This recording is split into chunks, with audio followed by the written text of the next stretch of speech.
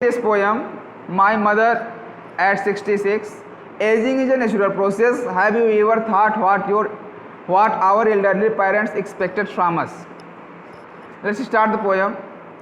इसमें कह रहा है क्या एज का बढ़ना, उम्र दराज होना है तो प्राकृतिक कारक है, इसमें कोई रोक नहीं पाएगा। लेकिन आपने कभी सोचा कि हमारे माता पिताजी हमसे क्या जो है आशा करते हैं? Driving from my parents home to Kochi at last Friday.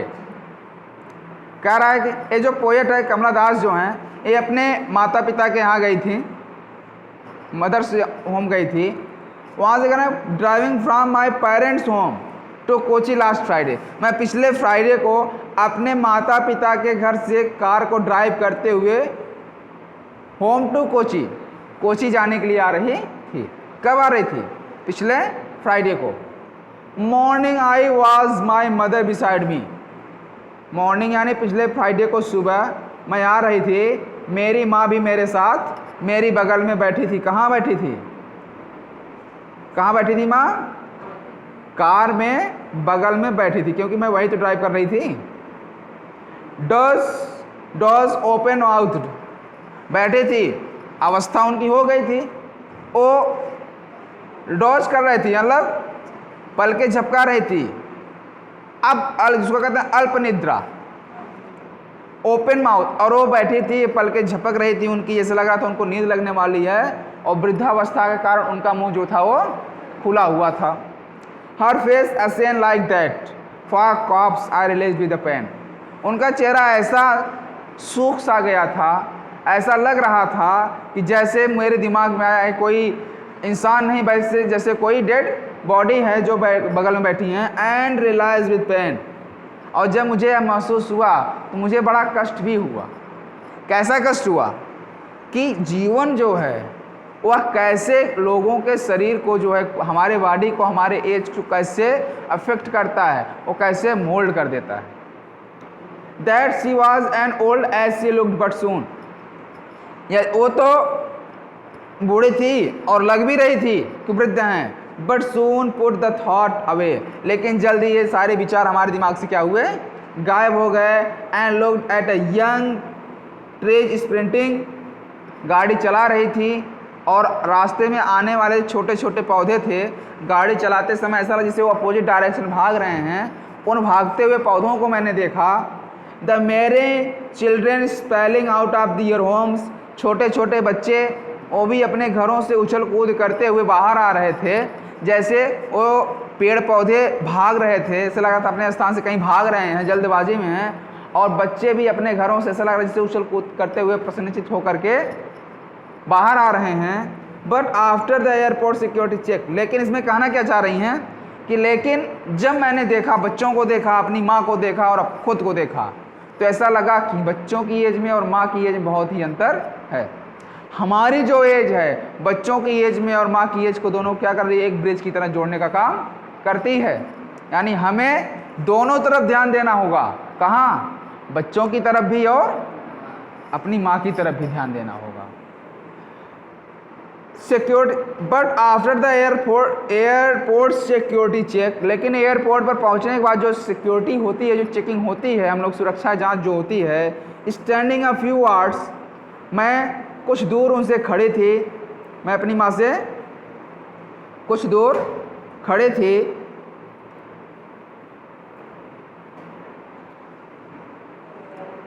Away I looked again at her. मैं वहाँ से थोड़ी दूर खड़ी थी, मैं फिर से वहाँ से अपनी माँ के चेहरे को देखा। वैन पेल, उनका जो चेहरा था वो जो है कलरलेस था, यानी जो युवावस्था में जो उनकी ब्राइटनेस चेहरे की थी, अब वृद्धावस्था में वैसी ब्राइटनेस नहीं दिखाई दे रही है। अब लग रहा है कि वो बहुत ही वृद्ध हो गई हैं। लेकिन एज कितनी थी? केवल 66 थी। एंड लेट विंटर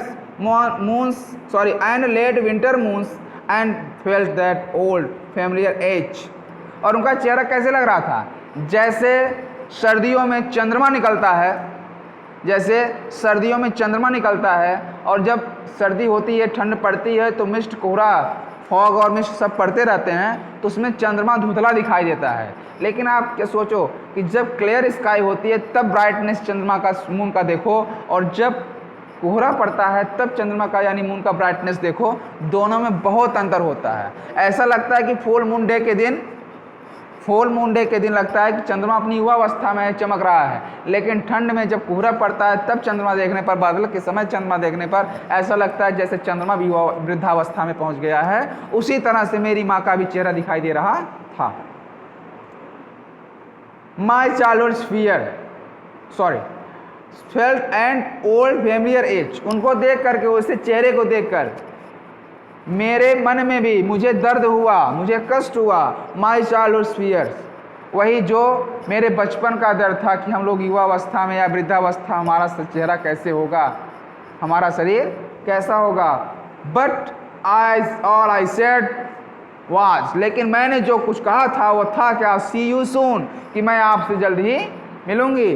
अम्मा यानी माँ को अम्मा यहाँ बोला गया है कि अम्मा मैं आपसे जल्द ही मिलूंगी। And I did was smile, और मैंने जो कुछ किया था वह केवल यही था, जाते समय smile and smile and smile, केवल अपनी माँ को देखकर मैं मुस्कुराती रही ताकि मेरी माँ को मेरे कष्ट को देख करके उन्हें और दुख ना हो, इसीलिए मैं केवल मुस्कुराती रही और फिर वहाँ से चली गई। कहने का मतलब है कि राइटर जो है वह हमेशा यही कहना चाह रही है कि एज समय के द्वारा डिके कर दिया जाता है, हम और हमारा जो शरीर है, जो फिजिकल अपीयरेंस है, जो है ब्राइटनेस है चेहरे की, यह भी समय के साथ धीरे धीरे डल होती चली जाएगी। ओके, सो ओके स्टूडेंट्स, आप लोग जो है इस चैप्टर में जो थिंक इट अबाउट है, जैसे what is the kind of pain and ache that the poet feels, किस प्रकार के कष्ट और दर्द को महसूस कर रही थी कवि। Why are the young trees describing a sprinting, young छोटे छोटे पौधों को स्प्रिंटिंग के रूप में क्यों डिस्क्राइब किया गया है। Why has the poet brought in the image of merry children spring out of their homes, और कवि ने कल्पना के रूप में यह क्यों कहना चाह रहा है कि वो छोटे छोटे पौधे जो दौड़ रहे थे, यानी जा रहे थे, बगल से पास हो रहे थे, ऐसा लग रहा था जैसे छोटे छोटे बच्चे अपने घरों से खुशी होकर के दौड़ रहे हैं या बाहर आ रहे हैं। ऐसा उसने क्यों कहा गया, ऐसा इमेजिन उसने क्यों किया। Fourth question, why has the mother been compare to the late winter's monsoon, यहाँ पे माँ का चेहरा या माँ को विंटर मून से क्यों जो है कंपेयर किया गया है। Fifth question, why do the parting words of poet and her smile signify, यहाँ पे विदा लेते समय जो उसने शब्द कहा है, जो उसके चेहरे की स्माइल थी, यह दोनों किस बात की तरफ इंडिकेशन दे रहे हैं, किस बात की तरफ इशारा कर रहे हैं। हमें इन पांचों प्रश्नों का आंसर लिखना है, तो आप लोग इसको अपनी फेयर कॉपी में नोट कर डालिएगा और इसको पोएम को रिपीट करिए। कहीं कोई प्रॉब्लम होती है तो आप उसको फिर से डिस्कस कर सकते हैं। ओके।